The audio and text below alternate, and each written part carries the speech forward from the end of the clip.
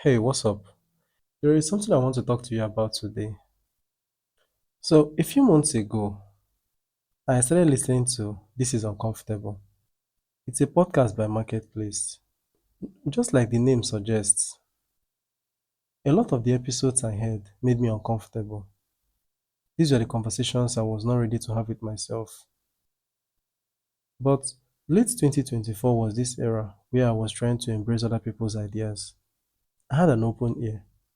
I was trying to understand different perspectives. So, guess what I did? I kept listening.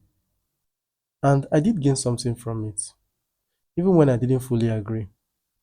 Even when some episodes pushed back against what I believed, I still got something out of it. But this morning, I found myself in the same situation with another podcast. I had started listening yesterday. I didn't really like it, but I decided to push through today. And then it hits me like lightning. Why am I even making myself listen? Am I doing this because I genuinely want to? Or am I just trying to prove something to myself? And that's when I really started to think about how people get stuck in ideas. Not just listeners like me, but the people actually putting these ideas out. The ones in front of the mic, in front of the camera, the ones we look to for opinions. There is this mental trap where once you say something publicly, you almost have to stick with it forever. Because changing your mind, well, that's risky. We are at spiral 13, the mindset trap, the prison of being right. Stay with me. This is sometimes curious, often confused. I'm Richard Okonwo. If you have ever felt a little out of place, you're in the right spot. Here, we explore the questions most people overlook without pretending to have all the answers. The awkward, the oddly relatable, the ones that make you wonder, am I the only one thinking about this? If you are curious enough to keep asking, you are exactly where you need to be. The moment a public figure says something, it's almost like a contract. It's like they have signed that I'm never ever going to go against this thing I said. And many of them really stand by it, even when they realize that they were wrong the first time. Maybe there was an advancement in technology, maybe in treatment or whatever it is, depending on what the topic is. But even when there is an advancement, something that is a clear change, something that shows that it's not entirely your fault that you were wrong the first time, they still decide to stick to it.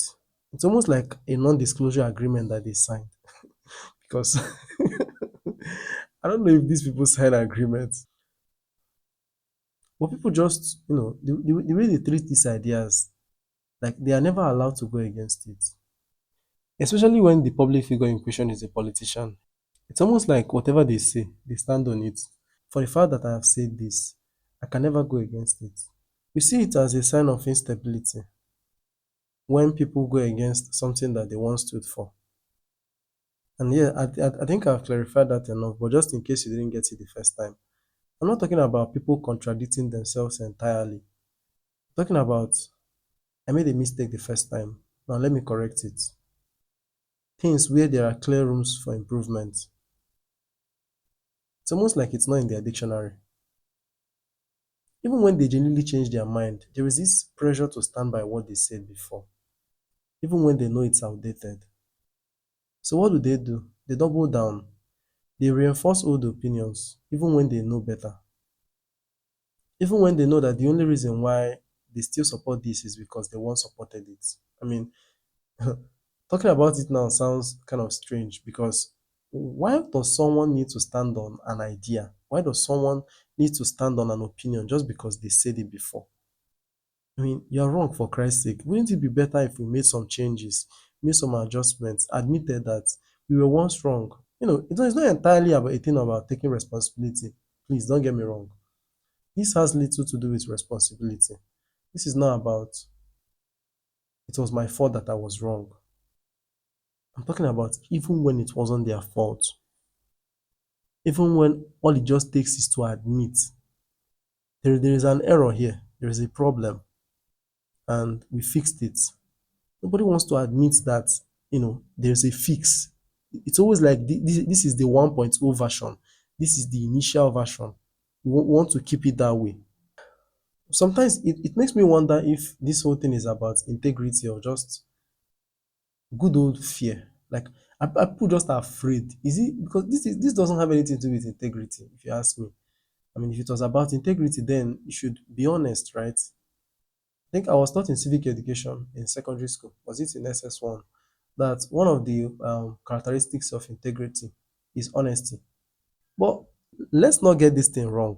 These people are not actually lying. People that do this. I said politicians earlier, but this is not just about politicians. It's about every kind of public figure that you know. Politicians, religious leaders, youth leaders, whoever anybody, like, because this is not just about public figures, it also happens among us. There is this craving for certainty. Like, I have had it figured out from the onset. I know what I'm saying, and I can't be wrong. Like this illusion of certainty. Everyone is fighting to be right. Nobody wants to admit that they were wrong. Some people's whole ideology are built on following a particular stance, and changing their mind makes them to look weak.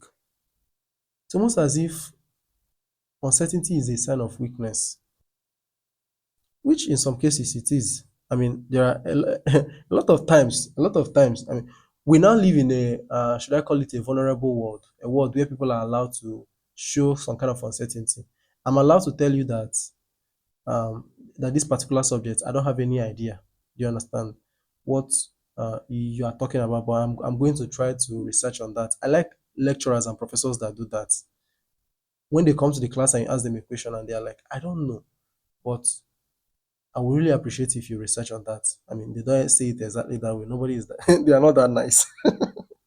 They're not that nice, but you understand what I'm saying. Like this admission that I don't know the answers yet, but I'm making rooms for improvement.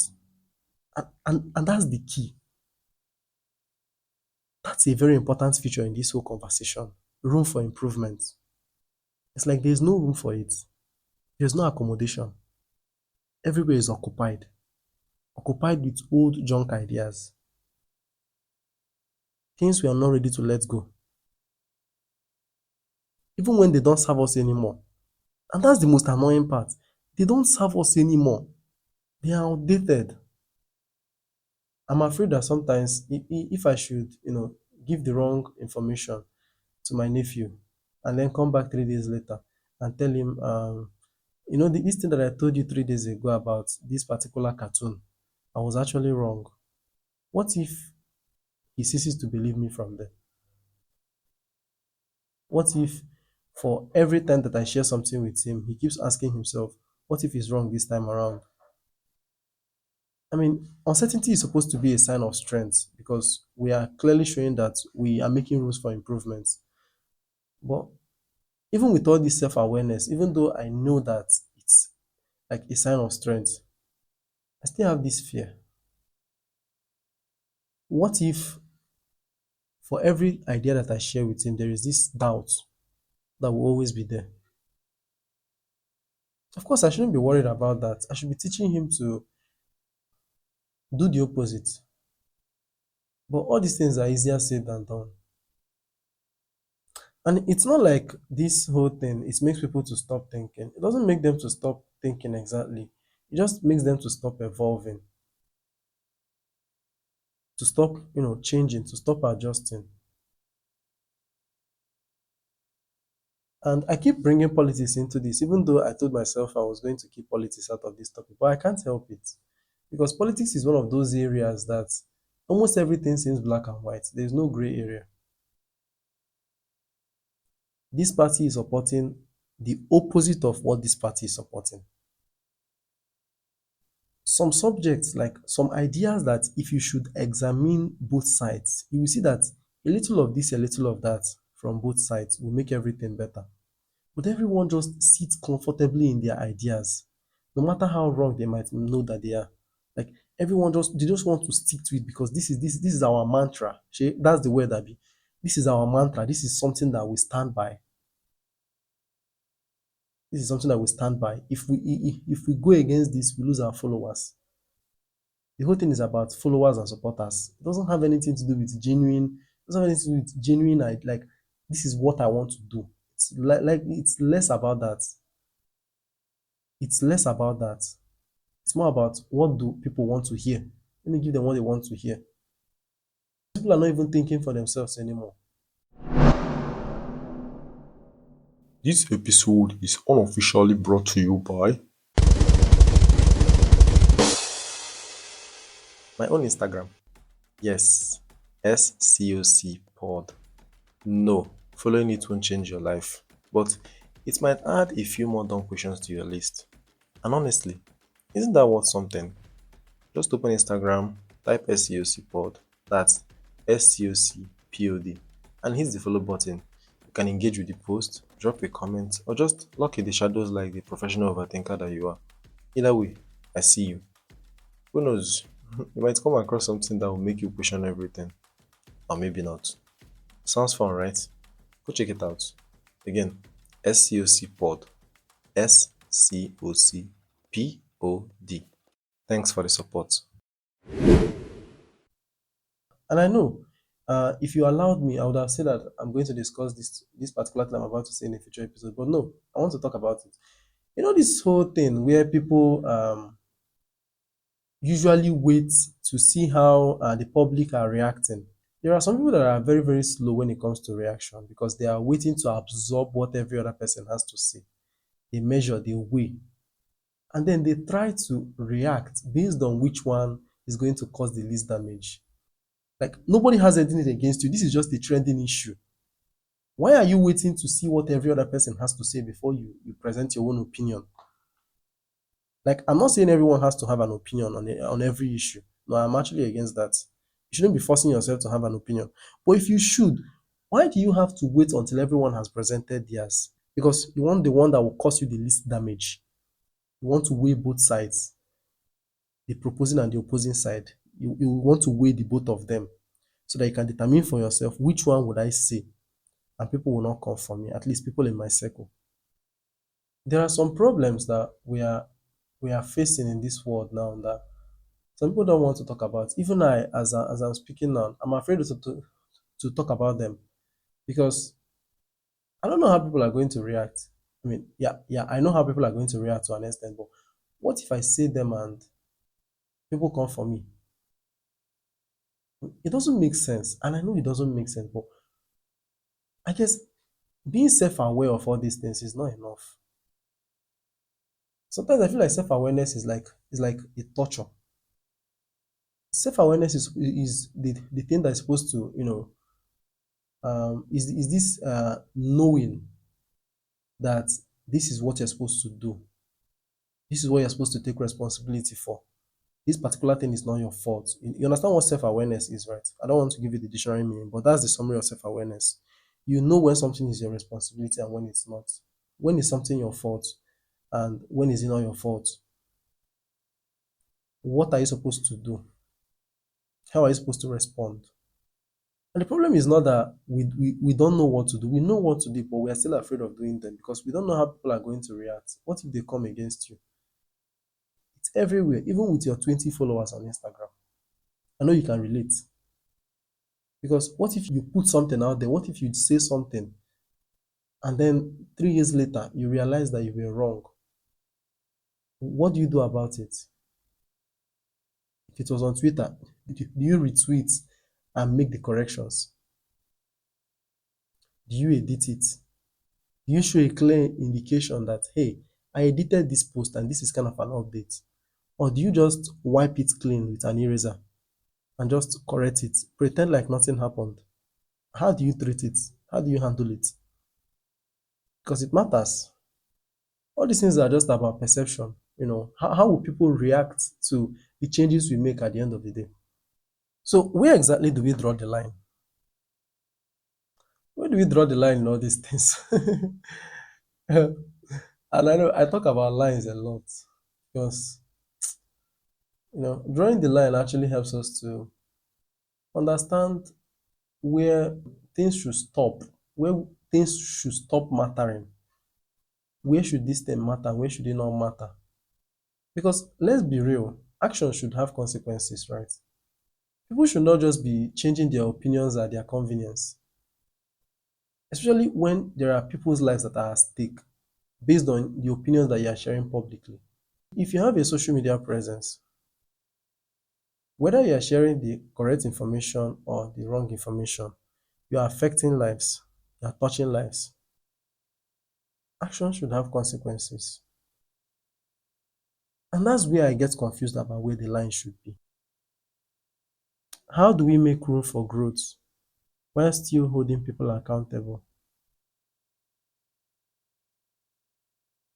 And how do we tell the difference between someone who is genuinely learning and someone who is just flipping their stance because it's trendy? And this particular thing is something that has been on my mind because there was this clip that I saw on, was it on Instagram or was it on TikTok?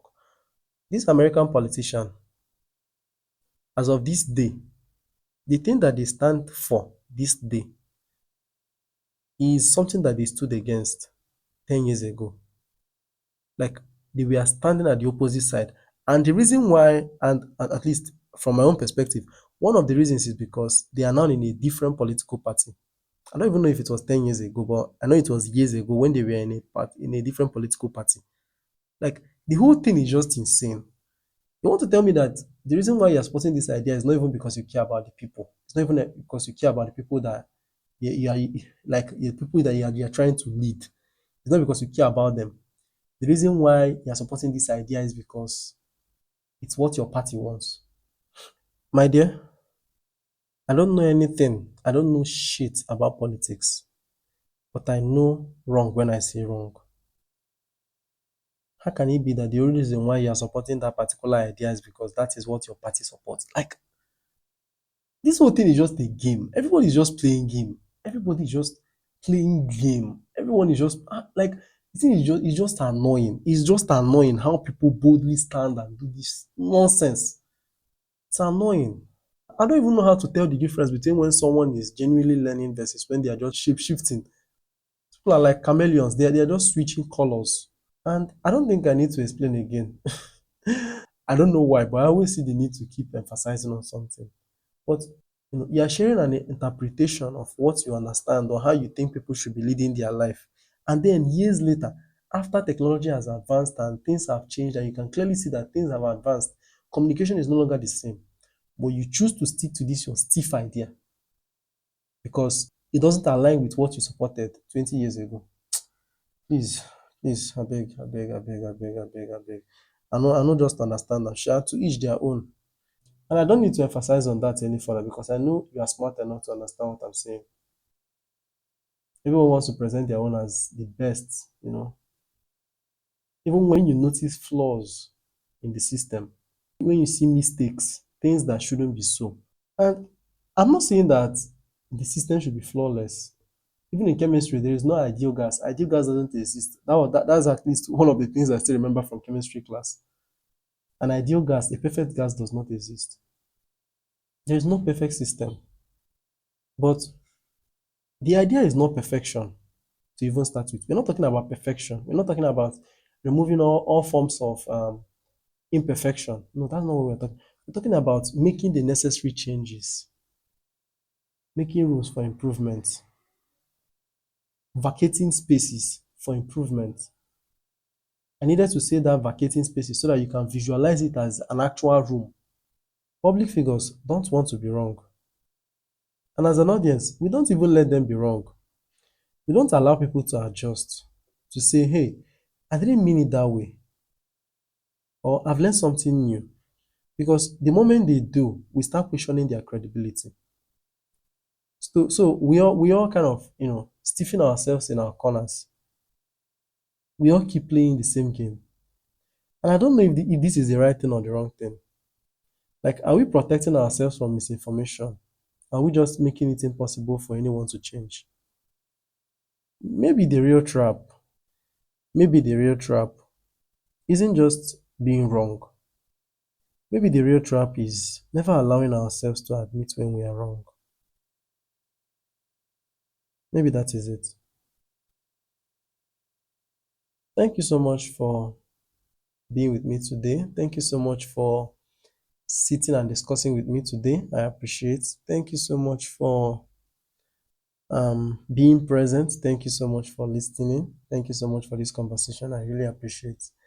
And if you would like me to further clarify or maybe um, go further on a particular subtopic that I talked about, if there is something else you want me to do as a full-fledged episode of its own, don't hesitate to send me a message on Instagram. The username is at SCOCPOD, at SCOCPod, or you can send me an email, dearscoc@gmail.com. The link and the address are going to be in the description. And for the fact that you listen to this episode up to this point, I have a feeling that you're going to like my other episodes. Do well to listen to them and subscribe. Subscribe so you can get future episodes. If your app also supports rating, please do well to rate the podcast and tell a friend to tell a friend. It doesn't hurt, right? It doesn't take much. Just take a screenshot or maybe copy the link and just share it with them. That's all I need from you. That's all I'm asking for. I'm not asking for too much. I'm not demanding. I'm not asking for too much. And that's it. Until next time, stay curious and stay sharp.